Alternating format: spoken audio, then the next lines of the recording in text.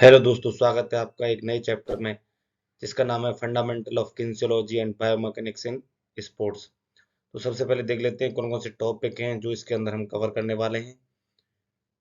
सबसे पहला पॉइंट है definition and importance of kinesiology and biomechanics in sports. Next है प्रिंसिपल ऑफ बायोमैकेनिक्स। नेक्स्ट है type of body movements, flexion, extension, abduction, adduction, rotation, circumduction, supination and pronation. आगे है axes and plane, concept of its application in body movements.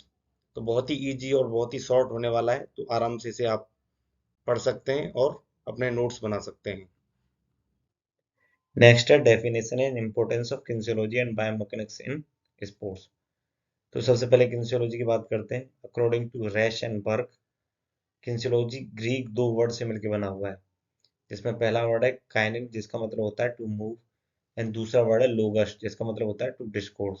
तो discourse मतलब होता है किसी चीज के बारे में जानना। तो यहाँ पे किसकी बात हो रही है? मूवमेंट, मूवमेंट के बारे में जानने की कोशिश करना या जानना, ये क्या है? किनेसियोलॉजी होता है। अगर हम सिंपल वर्ड्स में देखें तो किनेसियोलॉजी क्या है? किनेसियोलॉजी है scientific study of the human body movement. Human body movement की जब हम साइंटिफिक स्टडी करते हैं तो उसे क्या बोलते हैं? किनेसियोलॉजी बोलते हैं। आगे बढ़ते हैं। Importance of kinesiology in sports. Sports में किनेसियोलॉजी का क्या महत्व है या क्या इंपॉर्टेंस है? तो सबसे पहला है prevention of sports injury. Kinesiology किसमें हेल्प करता है? हमारी prevention of sports injury. Suppose करो हम कोई मूवमेंट कर रहे हैं, अगर हमें उसकी प्रॉपर नॉलेज नहीं तो हमारे उसमें इंजरी होने के ज़्यादा चांसेस हैं। अगर हमें प्रॉपर नॉलेज है कि कौन सी स्किल को कैसे परफॉर्म करना है या कौन सा मूवमेंट कैसे परफॉर्म करना है, तो उसमें इंजरी होने के कम चांसेस रहेंगे। ठीक है। अब दूसरा है help to understand technique of sports in better way. Kinesiology किसमें हेल्प करता है? किसी भी स्पोर्ट्स की टेक्निक को अच्छे से समझने में हमारी हेल्प करता है। सपोज करो जैसे क्रिकेट में कोई फ्रंट फुट ड्राइव लगा रहा है, तो किनेसियोलॉजी से हमें क्या पता लगता है कि उसमें कैसे वेट ट्रांसफर करना है, कैसे वो पूरा शॉट एग्जीक्यूट किया जाएगा एकदम कॉपी बुक स्टाइल में। तो यहाँ पे किनेसियोलॉजी उसकी किसी भी प्लेयर की हेल्प कर रहा है।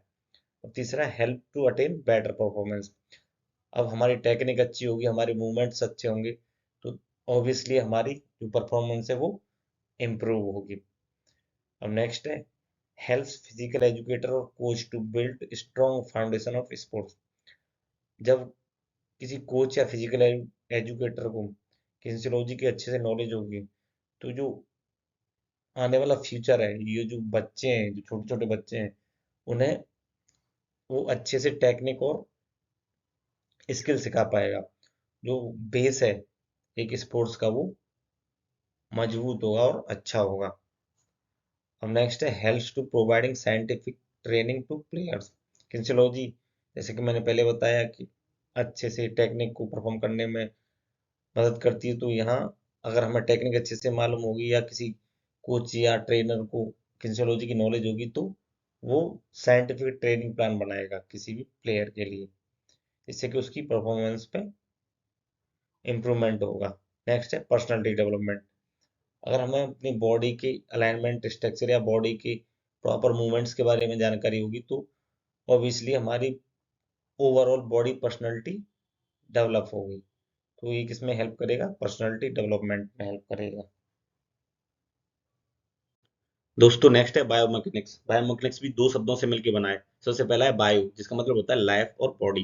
दूसरा होता है मैकेनिक्स, जो आप लोग शायद जानती होगी सब लोग, एक फिजिक्स की ब्रांच है जो किसमें डील करती है? मोशन और कॉज ऑफ मोशन में। तो सिंपल भाषा में बायोमैकेनिक्स को कैसे डिफाइन किया जा सकता है? जब जो मैकेनिकल लॉज हैं और प्रिंसिपल्स हैं, उनकी एप्लीकेशन किस में होती है? ह्यूमन बॉडी पार्ट्स की मूवमेंट और बॉडी के मूवमेंट्स में, तो उसे बोलते हैं बायोमैकेनिक्स। अब इसकी इंपॉर्टेंस देख लेते हैं, स्पोर्ट्स में क्या क्या इंपॉर्टेंस है। तो सबसे पहला है असिस्ट इन इम्प्रूविंग टेक्निक। ये किस में हेल्प करता है? टेक्निक को इम्प्रूव करने में हेल्प करता है। तो यहाँ पे जो आप पहला फिगर देख रहे हैं, ये क्या है? ये हाई जंप का फिगर है, जो पहले यूज होती थी। इस टेक्निक को बोलते थे सीजर टेक्निक। इसमें एथलीट है वो कम हाइट तक कवर कर पाता था, लेकिन बाद में से इम्प्रोवाइज कर दिया गया, इसे बना दिया गया फ्रॉसबेरी फ्लॉप। अब जो हाई जंप होती है वो इस टेक्निक से होती है। ज्यादातर आप लोगों ने देखा होगा, सब इस टेक्निक से हाई जंप करते हैं। तो इसमें जो एथलीट है वो हाइट को ज़्यादा कवर कर पाता है। तो ये किसके द्वारा हुआ? बायोमैकेनिक्स के द्वारा हुआ। अब दूसरा है help in designing sports equipment. Biomechanics किसमें हेल्प करती है? स्पोर्ट्स इक्विपमेंट को डिजाइन करने में हेल्प करती है। जैसे कि आपने लॉन्ग रनर देखे होंगे, उनके जो शूज हैं वो बायोमैकेनिकली डिजाइन किए जाते हैं, जिससे कि उनके सिन या नी पे ज्यादा ज्यादा लोड ना पड़े। ठीक है। और भी बहुत सारे जो इक्विपमेंट है वो बायोमैकेनिकली डिजाइन किए जाते हैं। अब तीसरा है इनहांसिंग द स्पोर्ट्स परफॉर्मेंस। ये किसमें हेल्प करता है? परफॉर्मेंस को बढ़ाने में हेल्प करता है। अब सपोज करो किसी भी एथलीट की अगर टेक्निक अच्छी हो जाएगी, उसे अच्छे इक्विपमेंट मिल जाएंगे, तो ऑब्वियसली उसकी परफॉर्मेंस बढ़ जाएगी। चौथा है help in saving energy and time of sportsman. अब किसी भी स्पोर्ट्समैन या किसी भी एथलीट की अगर टेक्निक अच्छी है तो उसे उसे एग्जीक्यूट करने में कम एनर्जी लगेगी और उसका टाइम भी बचेगा, वो कम टाइम में उसे एग्जीक्यूट कर देगा। लेकिन अगर उसकी टेक्निक अच्छी नहीं है, प्रॉपर टेक्निक से नहीं हिट कर रहा वो, तो उसे ज़्यादा एनर्जी लगानी पड़ेगी और उसे टाइम भी ज़्यादा लगेगा। तो इसलिए बोलते हैं बायोमैकेनिकली करेक्ट होनी चाहिए टेक्निक। बायोमैकेनिक्स इसी में हेल्प करता है कि उसकी टेक्निक एकदम प्रॉपर वे में हो, जिससे कि उसे कम एनर्जी लगे और जल्दी से जल्दी वो उसे कंप्लीट कर ले। अब नेक्स्ट है help to minimise the risk of injury. Biomechanics किस में हेल्प करता है? इंजरी को कम करने में हेल्प करता है। अगर सपोज करो किसी की टेक्निक अच्छी है, तो उसे इंजरी होने के चांसेस भी उतने ही कम है। अब जो टेक्निक है वो उसी हिसाब से मनाई जाती है कि उसमें इंजरी होने के चांसेस बहुत कम रहे। जैसे कोई भी स्पोर्ट्स है उसमें टेक्निक होने के बहुत ज़्यादा चांस है। अगर अगर आपकी टेक्निक है वो अनऑर्थोडॉक्स है, अच्छे से नहीं कर पा रहे, तो उसमें इंजरी होने के ज़्यादा चांसेस होते हैं। जैसे क्रिकेट में देखा होगा बहुत सारे बैट्समैन होते हैं जिनकी टेक्निक अनऑर्थोडॉक्स होती है, या बॉलर होते हैं जो बार बार इंजरी का शिकार हो जाते हैं। तो यही कारण है उनकी टेक्निक उस हिसाब से अच्छी नहीं है। बॉल अच्छी भले ही डाल रहे हैं लेकिन टेक्निक उतनी अच्छी नहीं है। ठीक है, जिससे उन्हें बार बार इंजरी हो रही है। तो ये थे, इसकी इंपॉर्टेंस थी, इन्हें याद कर लेना, ये 3 या 5 नंबर में आ सकता है। नेक्स्ट है प्रिंसिपल्स ऑफ बायोमैकेनिक्स। सबसे पहला स्टेबिलिटी। स्टेबिलिटी क्या होती है? कोई भी बॉडी एक ही पोजीशन को कितनी देर तक मेंटेन कर पा रही है या कितनी देर तक उस पोजीशन में रह पा रही है, वो होती है उसकी स्टेबिलिटी। ये बढ़ती कैसे है वो देख लेते हैं। तो सबसे पहला है लोअर द सेंटर ऑफ मास। किसी भी बॉडी का जो सेंटर ऑफ मास है वो जितना नीचे होगा उतनी ज्यादा बॉडी स्टेबल होगी। जैसे कि अगर हम खड़े हुए हैं तो हमारा सेंटर ऑफ मास है वो ऊपर होगा, वहीं पे अगर हम बैठ जाते हैं तो हमारा सेंटर ऑफ मास नीचे चला जाता है। अगर हम खड़े हुए हैं, हमें कोई धक्का देगा तो हम आसानी से गिर जाएंगे क्योंकि हमारा सेंटर ऑफ मास ऊपर है, हमारी स्टेबिलिटी कम है। वहीं पे अगर हम बैठ गए, हमारा सेंटर ऑफ मास नीचे चला जाएगा। फिर जो अपोनेंट है जो हमें धक्का दे रहा है उसे ज्यादा फोर्स लगानी पड़ेगी हमें वहां से हटाने के लिए। फिर आता है larger the base of support. जितना ज्यादा बेस ऑफ सपोर्ट उतनी ज्यादा स्टेबिलिटी। अगर हम दोनों पैरों पर खड़े हैं तो बेस ऑफ सपोर्ट हमारा ज्यादा है, वहीं की अपेक्षा अगर हम एक पैर पर खड़े हैं, एक पैर पर कोई हमें एक उंगली से ऐसे गिरा देगा, वहीं पर अगर हम दोनों पैरों पर खड़े हैं तो ज्यादा फोर्स लगानी पड़ेगी। फिर आता है closer the centre of mass to the base of support. जो सेंटर ऑफ मास होता है वो जितना बेस ऑफ सपोर्ट के पास में होगा उतनी ज्यादा स्टेबिलिटी होगी। जैसे कि हम इस सूमो रेसलर को देखते हैं, ये इसका बेस ऑफ सपोर्ट है, यहाँ पे कहीं पे इसका सेंटर ऑफ मास होगा। ठीक है, ये दोनों आसपास में है तो इनकी स्टेबिलिटी जो सूमो रेसलर्स होते हैं उसकी ज्यादा होगी। तुमने देखा भी होगा जो सूमो रेसलिंग फाइट में रेसलर्स होते हैं वो ऐसे झुक के खड़े हुए होते हैं फाइट से पहले। वो क्यों खड़े होते हैं? जिससे कि उनकी स्टेबिलिटी ज्यादा रहे, उनका जो सेंटर ऑफ मास है वो बेस ऑफ सपोर्ट के पास में आ जाए और स्टेबिलिटी ज्यादा हो जाए, जो अपोनेंट है उसे ज्यादा फोर्स लगानी पड़े उन्हें वहां से हटाने में। ठीक है। फिर है ग्रेटर द मास। जितना ज्यादा मास उतनी ज्यादा स्टेबिलिटी। सुमो रेसलर्स देखे होंगे तुमने, सारे बड़े बड़े होते हैं, सारे हैवी वेट होते हैं, जिससे कि उनकी स्टेबिलिटी ज्यादा रहे और उन्हें ज्यादा फोर्स लगानी पड़े किसी को भी उन्हें वहां से हिलाने डुलाने या हटाने में। ठीक है। और भी बहुत सारे एग्जांपल्स हैं जो तुम दे सकते हो, स्पोर्ट्स में बहुत सारे एग्जांपल्स हैं स्टेबिलिटी के ऊपर। आगे बढ़ते हैं। नेक्स्ट है मैक्सिमम एफर्ट। मैक्सिमम एफर्ट क्या होता है? कोई भी रेजिस्टेंस को ओवरकम करने के लिए जो भी हम मैक्सिमम फोर्स प्रोड्यूस करते हैं वो होता है मैक्सिमम एफर्ट। जो पूरा मूवमेंट है वो एक ही झटके में होना चाहिए। ऐसा नहीं है कि तुम आराम आराम से परफॉर्म कर रहे हो उस मूवमेंट, तो ऐसे नहीं चलेगा। मैक्सिमम एफर्ट मतलब एक झटके में वो मूवमेंट पूरा कवर हो जाना चाहिए। जैसे कि अगर हमको कोई बेंच प्रेस मार रहा है तो उसमें उसने रेजिस्टेंस लगा ली, वेट लगा लिए, उसे उसे कंप्लीट करना है तो वो एक झटके में उसे उठा लेगा ऊपर तक। तो वो क्या हो गया? वो मैक्सिमम एफर्ट हो गया, जिससे कि वो उसे उठा पा रहा है। अब जो मैक्सिमम एफर्ट है वो कैसे प्रोड्यूस होगा, जितने भी उस मूवमेंट में जॉइंट है वो एक साथ काम करने चाहिए, ऐसे कि नहीं स्लो स्लो एक बार कंधे का जॉइंट काम कर रहा है, फिर एल्बो का, फिर रिस्ट का, फिर वो ऐसे तो नहीं उठेगा ना। वो जो सारे मूवमेंट हैं, जो सारे जॉइंट हैं वो एक साथ मूवमेंट को करने चाहिए, तब वो कोई जो रेजिस्टेंस है वो पूरा हो पाएगा। फिर आता है मैक्सिमम वेलोसिटी, ये मैक्सिमम एफर्ट से मिलता जुलता है। जब भी किसी भी ऑब्जेक्ट में हमें मैक्सिमम वेलोसिटी देनी है तो वो कैसे प्रोड्यूस होगी वो देख लेते हैं। सपोज करो किसी को हमें गाल पे थप्पड़ मारना है, अगर हम उसके जितने गाल के पास से मारेंगे तो वो उतनी कम तेज लगेगा, क्योंकि उसमें वेलोसिटी नहीं है। ठीक है, जो तुम्हारा हाथ है उसमें उतनी वेलोसिटी प्रोड्यूस ही नहीं हो पाएगी।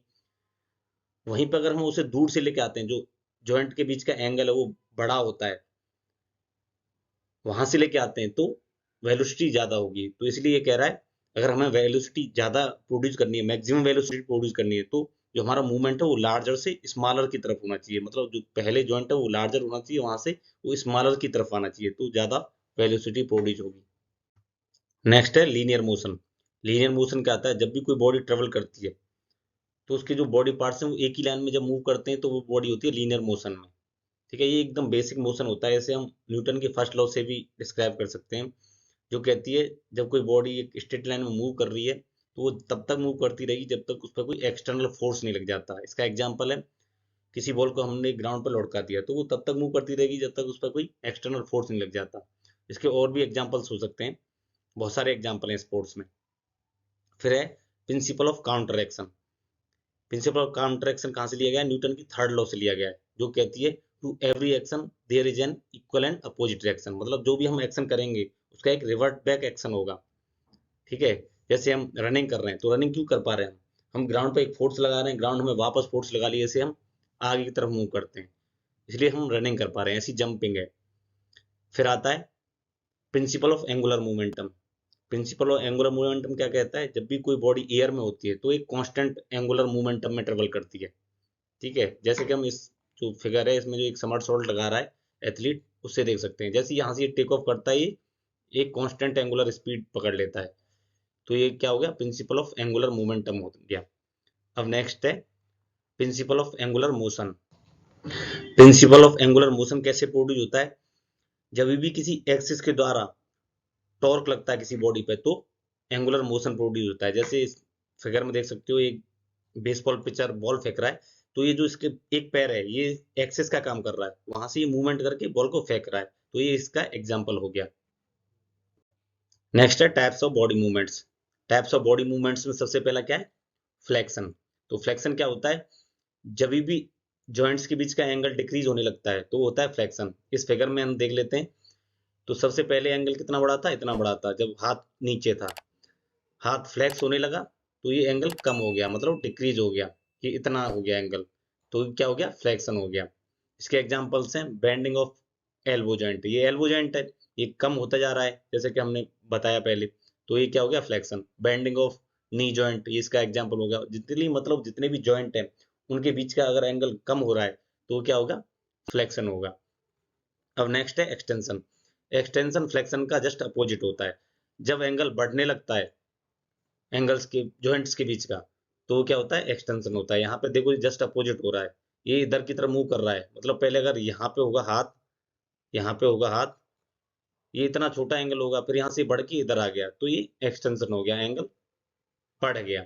अब ये है opening of elbow joint, opening of knee joint, मतलब कोई भी जॉइंट जिसका एंगल बढ़ रहा है तो वो क्या हो गया, एक्सटेंशन हो जाएगा।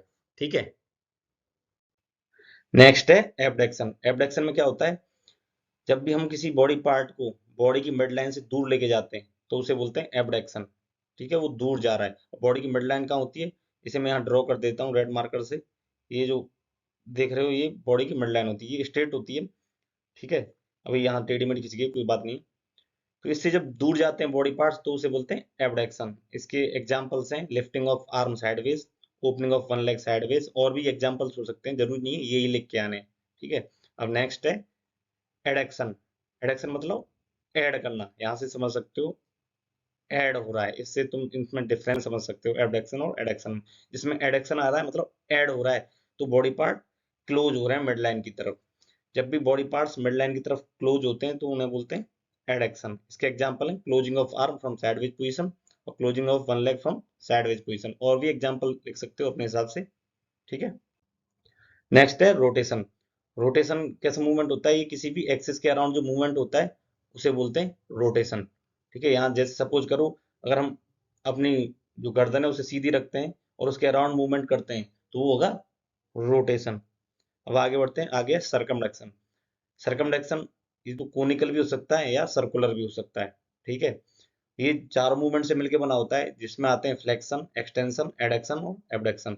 अब किसी चीज का हम सरकमडक्शन करेंगे तो उसे पूरा रोटेट करेंगे तो उसमें वो चारों मूवमेंट शामिल हो जाते हैं। जैसे सरकमडक्शन ऑफ आर्म इसका एग्जांपल है, और भी दे सकते हैं सरकमडक्शन ऑफ लेग, ठीक है। नेक्स्ट है सुपाइनेशन। सुपाइनेशन में क्या होता है, जब पाम और फोरआर्म हमारी अपवर्ड फेस करती हैं तो उसे बोलते हैं सुपाइनेशन, या ऊपर की तरफ फेस करती हैं तो उसे बोलते हैं सुपाइनेशन, ठीक है। जैसे थ्रोइंग बॉल अंडरहैंड, जब अंडरहैंड थ्रो करते हैं बॉल को तो हम उसे ऐसे बॉल के नीचे से पकड़ते हैं और तब थ्रो करते हैं, तो उसमें पाम का फेस किधर हो गया, ऊपर की तरफ हो गया, तो वो क्या हो गया, सुपाइनेशन हो गया। अब आता है प्रोनेशन। प्रोनेशन इसका जस्ट उल्टा होता है, जब हमारी पाम और फोरआर्म नीचे की तरफ फेस करती हैं तो उसे बोलते हैं प्रोनेशन। ऐसे फुटबॉल थ्रोइंग, इसमें क्या करते हैं, फुटबॉल थ्रोइंग में फुटबॉल को हम ऊपर से पकड़ते हैं तो हमारी पाम की तरफ फेस करेगी, नीचे की तरफ फेस करेगी, तो वो क्या हो गया, प्रोनेशन हो गया।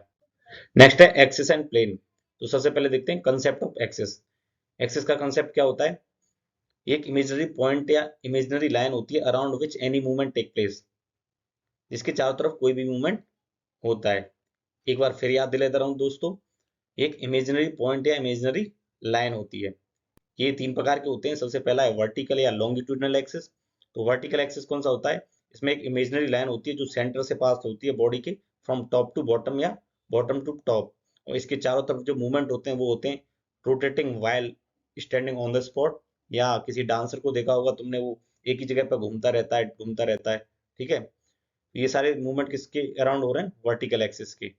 अब नेक्स्ट है लेटरल या फ्रंटल एक्सिस।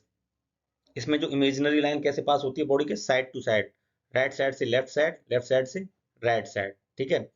ये सेंटर से पास होगी और इसके जो अराउंड मूवमेंट होते हैं वो होते हैं बैक फ्लिक, समरसॉल्ट, ठीक है। ये सारे मूवमेंट किसके अराउंड हो रहे हैं, लेटरल या फ्रंटल एक्सिस के।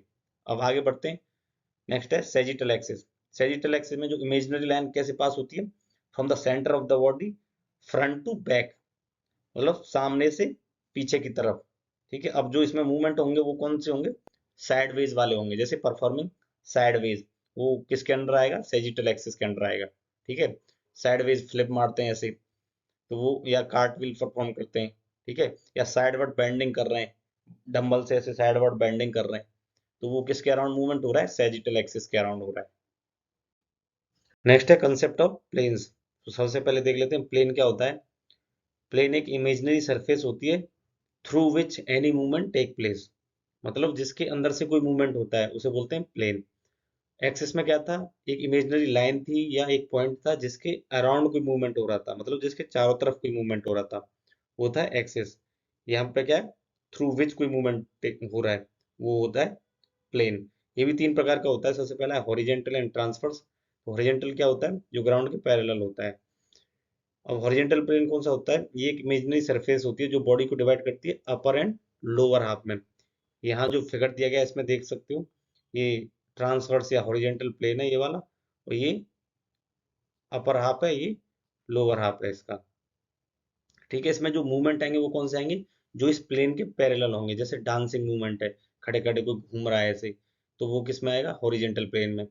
दूसरा है ट्विस्टिंग इन डिस्कस थ्रो। अब डिस्कस थ्रो फेंकने से पहले जो एथलीट है क्या करता है, वो ट्विस्ट करता है ऐसे, रोटेट करता है अपनी बॉडी को, तो वो किस में आएगा, हॉरिजेंटल प्लेन में। मतलब जो भी मूवमेंट इसके पैरेलल आएंगे वो सब किस में आएंगे, हॉरिजेंटल में।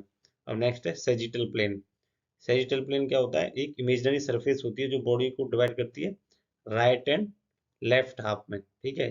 ये यहाँ पे इस फिगर में देख सकते हो, ये सेजिटल प्लेन है, ये बॉडी को डिवाइड कर रखा है इसने दो भागों में। तो इसमें जो मूवमेंट आएंगे कौन से आएंगे, जो इसके पैरेलल होंगे, जैसे कि फॉरवर्ड बेंडिंग है, बैकवर्ड बेंडिंग है, वॉकिंग है, जंपिंग है, ठीक है, जो एकदम सीधे मूवमेंट हो रहे होंगे। अब हम इसमें अगर इस फिगर में साइडवर्ड बेंडिंग करेंगे तो होगा नहीं ना, क्योंकि बीच में ये सैजिटल प्लेन आ रहा है, वो ऐसे साइड में मुड़ेगा ही नहीं। अब नेक्स्ट है कोर्नल एंड फ्रंटल प्लेन। अब कोर्नल प्लेन क्या होता है, ये एक इमेजिनरी सरफेस होती है जो साइड टू साइड पास होती है बॉडी की। जैसे राइट राइट से लेफ्ट पास होगी या लेफ्ट से राइट पास होगी। ठीक है, ये बॉडी को किस में डिवाइड करती है, एंटीरियर एंड पोस्टीरियर एस्पेक्ट्स में, मतलब आगे का और पीछे का। यहाँ इस फिगर में देख सकते हो, ये फ्रंटल प्लेन है जो पास हो रहा है बॉडी के साइड टू साइड। ठीक है, इसमें जो कौन से मूवमेंट आएंगे, जो इस प्लेन के पैरेलल होंगे, जैसे कि जंपिंग जैक है, ऐसे खड़े खड़े जंपिंग जैक करते हैं ना, तो इसमें हिंडर नहीं होगा कोई, वो बस करता रहेगा, इस प्लेन के अंदर वो मूवमेंट आएगा। साइडवर्ड बेंडिंग है, अब इसमें साइडवर्ड बेंडिंग नहीं आ रहा था सेजिटल प्लेन में, लेकिन इसमें आएगा फ्रंटल प्लेन में, क्योंकि वो आराम से इसके पैरेलल हो रहा है साइडवर्ड बेंडिंग। तो ये सारे एग्जांपल्स इसमें आएंगे। तो यहाँ पे ये चैप्टर आई थिंक खत्म होता है।